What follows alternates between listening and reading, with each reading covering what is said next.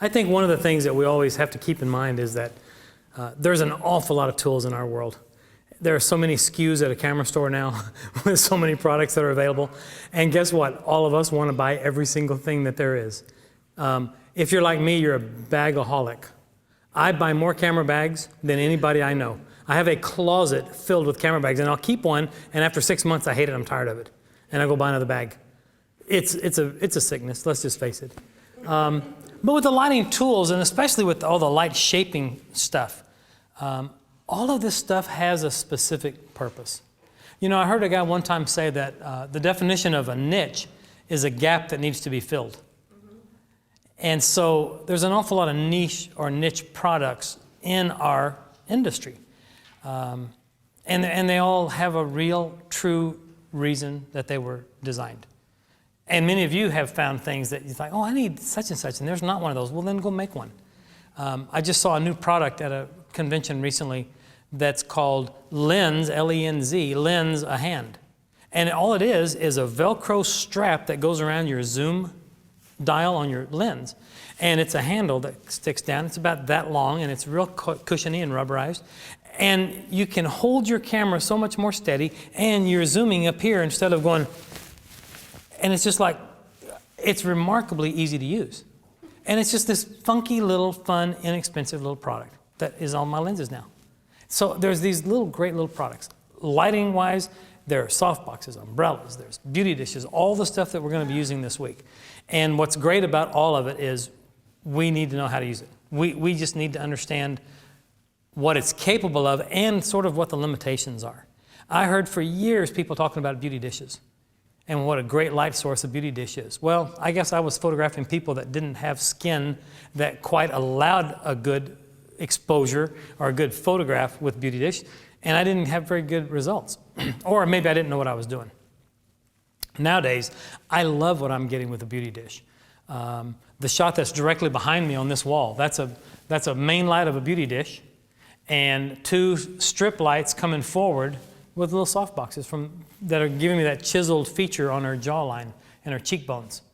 But you can see how enhanced the cheekbones appear, and that's because of the beauty dish. And that beauty dish in that particular incident was up high and coming down on the face, directly in line with her nose.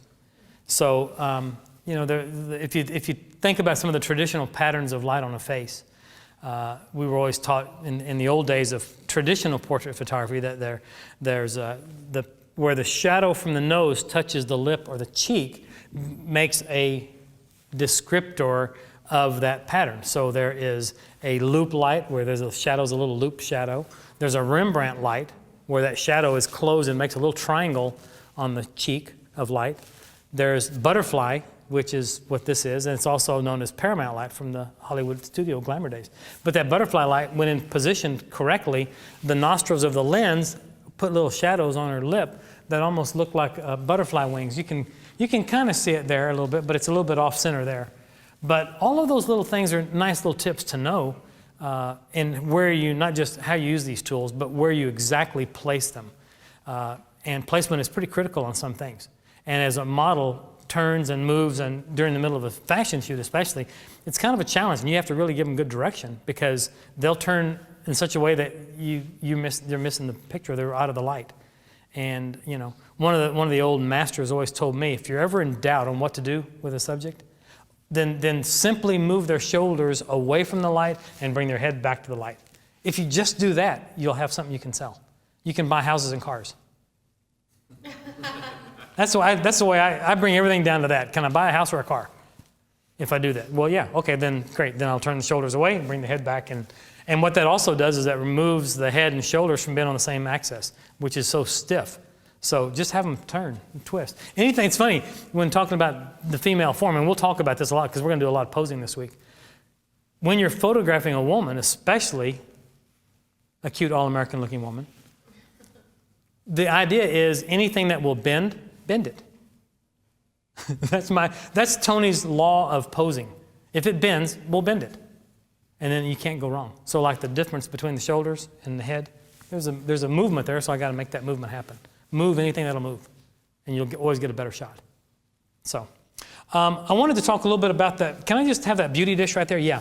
Let me just talk about these tools a little bit. The beauty dish, they have, all the manufacturers of these lights these days have pretty much all the tools that we talk about. And theirs is all just a little bit different from one manufacturer to the next. But they're pretty much designed to do the same thing. This is the white beauty dish. And basically the light head mounts on here. This mounts on the head like this. And then there's this interrupter right here that sort of is a distributor cap, if you will. So light fires off in there, it hits that inside of that cap, and it bounces all the light back into this bell. And this is a flat white bell, so it all comes out the front pretty uniformly, as opposed to the silver one, which will come out a little bit more shiny, a little bit more specular, and maybe a half stop hotter, but a little bit more of a shine to it, which you can get away with if somebody's got matte skin, somebody that's got great makeup. But if for John Q. Public that walks off the street and comes into your studio, normal people, you want to give them a photograph that enhances them a little bit, and it's a little bit more complimentary. So the white is a really good idea, because in that case, you're sort of matting that down a little bit, and it's not quite as sharply specular, if that matters. But again, imagine this light source on this picture right here, and it is up high, directly above camera position, and tipped down at a pretty good angle, about like that. And the shadow will tell you where that angle is. One of the interesting things about learning light, and as you start beginning your exploration into light control, is that you will always know, especially on people, you'll always know how someone was photographed if you just look at the catch lights. Learn to live with those. Those catch lights are specular highlights in the eye. Now, a specular highlight is defined as a mirrored image of whatever created the highlight. Okay? So you want to know how something's lit, look in the eyes and you'll see a reflection of the light source. Often you'll see a reflection of the photographer standing in front of the light source. And you'll see that on a large, sharp picture taken with a great camera, especially on magazine covers, where they really, really spend a lot of time. And it has, think about the depth of field too. Your depth of field that your camera lens holds has a lot to do with the light distance to your subject, and in the reflection, will the depth of field be enough to follow from your light to the eye, and then from the eye to the light source. If you're shooting at 5.6, you might lose the focus and you'll never see the person standing in front of the light source. But if you're shooting at f16, f22, f32, you might. And they might be sharp, because light and focus is an accumulative thing. And if you ever photographed a bride looking in a mirror, getting ready, you know what I'm talking about. Because there is an accumulative focus distance. You can have her sharp in the mirror, but the reflection might be soft. And if they need to both be sharp, then bump your light up higher and go down to f16, shoot it again, and they're both sharp. Because light's accumulative. Make sense? So anyway, the beauty dish is a really great tool. This is another one of those tools that when used properly, boy, it can just come to life. And we're going to talk about that here in just a second, a little bit further. And again, as with the small standard reflector head, it comes with a grid. And the grid, once again, instead of that light coming out and following that path, that light comes down and it really narrows down the beam like this. So we're gonna put this on Tessa. It's Tessa, right? We're gonna put this on Tessa in just a few minutes, and I want to talk about that a little bit further, and we'll bring a light out here. But first, I want to talk about that softbox, and let's just talk a little bit about the world of the softbox. What I love about a softbox is there is a set distance from the head where this mounts on the back of on the head of the strobe. From there to the front of the softbox, there's a set distance. And those two move together as one unit. So if I need to make this light source appear larger, I just bring my light source, my stand, the light, and the softbox all closer. And that makes it appear larger. And as I back away, it all becomes smaller. But the distance from here to the head doesn't change. Okay? So that's a good thing in most cases. There are times when I wish I could make my light a little more specular or a little bit less specular without having to move it. And so for that, there's another tool. We're going to talk about that one next. So there's a tool for everything, and that's the beauty of this thing. These things are great. These softboxes are great. And of course, the speed rings, when you work with a softbox, they're made to spin. So you can go from vertical to horizontal. So the speed ring stays stationary, and it rotates around that ring. So once you're in the set, you can kind of determine how you want that to appear. Softbox is probably the most used light tool in our industry, period. From commercial work to portrait work to on-location work to seniors to underclassmen to just about anything. You can't hardly miss with the quality of light with a softbox.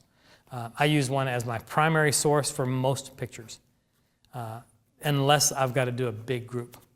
Then that's different. Then I'll go to the umbrellas to spread light everywhere, and I'll use umbrellas for that. But there's also other tools too that you can use, and there's a lot of subtleties that we can introduce of how you control these lights. You know, for one thing, if I was to aim this light at a model here, and maybe even skim it this way, well, the light on her is looking pretty good, but my background's pretty dark. Well, if I only have the one light, I can light that by just skimming it just a little bit this way. I'm still getting her with the softbox, and now I've opened up the background. Now my background's picked up a half stop of light. So it's helping me a little bit there, and that's how I did that one close-up of the black guy's face, Aaron from Santa Fe. One of my favorite pictures, and I don't know why. Maybe it's just because I like him. You know, I think sometimes that happens. Sometimes pictures that I've taken that I really don't like, but I love that subject in the picture, and we had a great shoot together.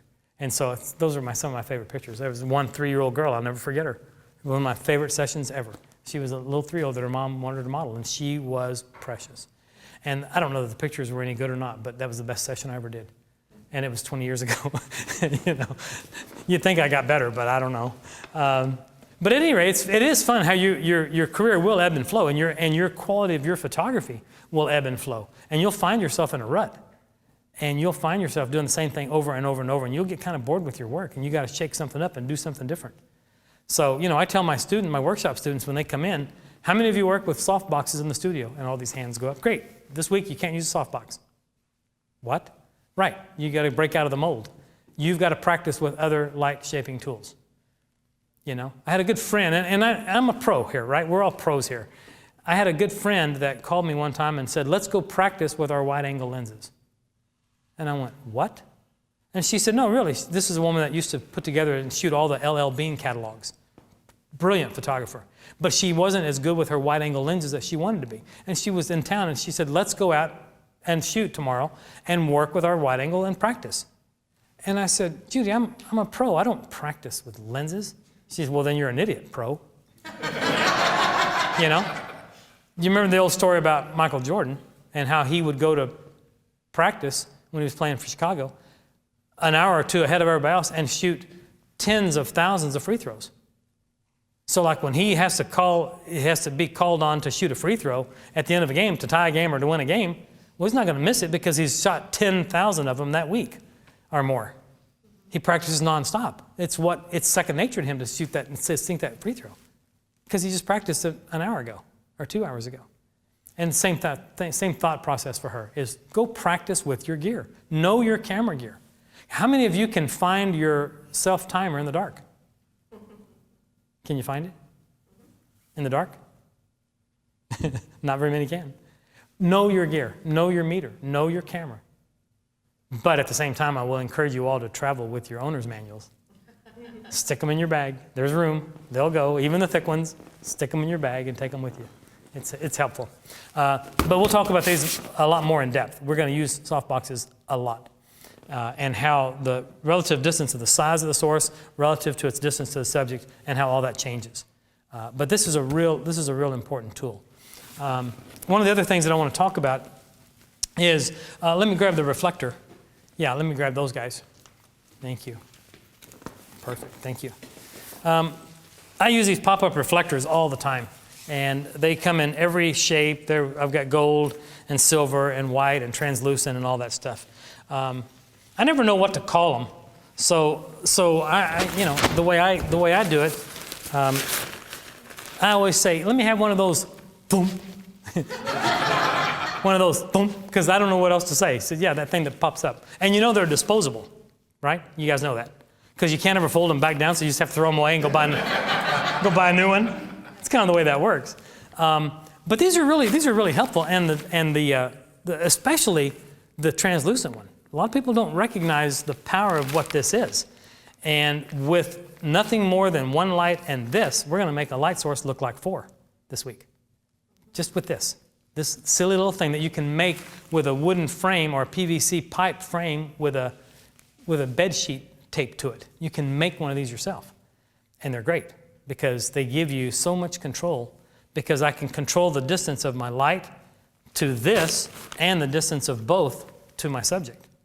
So here's my light, here's my subject, and here's my translucent in the middle. And I can move this independently where I can't do that with the softbox. So I even have an added element of control. So for me, those are all big, big steps. Okay? Hope that makes some sense. So we're going to use this extensively. The reflectors, and what's interesting about the reflectors, gold reflectors got real popular a few years ago. And I never was a big fan of gold reflectors. I won't put gold on a subject's face. I will put gold in their hair, on their shoulders, on their waist, on the back of their legs, highlighting and accenting, but I don't use gold on the face. I'm just real funny about that. I don't know why, but it doesn't work for me. But I do know that with the way these are made, these just zip off and you can spin them around. So I've got a black side and I've got a soft gold side as well. And so you just take this off all the way around and then reverse it and put it back on. So you've got, they're called 6-in-1s. So you've got all these different variations and all these options. In fact, let me spin this around. In fact, maybe I could get you to do that for me real quick. Would you just pop this guy, flip it around so this side is out? You've probably done that before. And those things right where the zippers come together, there's always a little hole.